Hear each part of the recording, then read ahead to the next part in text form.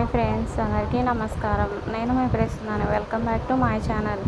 మా ఛానల్ నచ్చినట్లయితే please subscribe చేయండి, లైక్ చేయండి, షేర్ చేయండి, కమెంట్ చేయండి. వరలక్ష్మి వ్రతం పూజకి కావాల్సిన సామాగ్రి, ముందు రోజే సిద్ధం చేసుకోవాల్సిన సామాగ్రి గురించి తెలుసుకుందాం.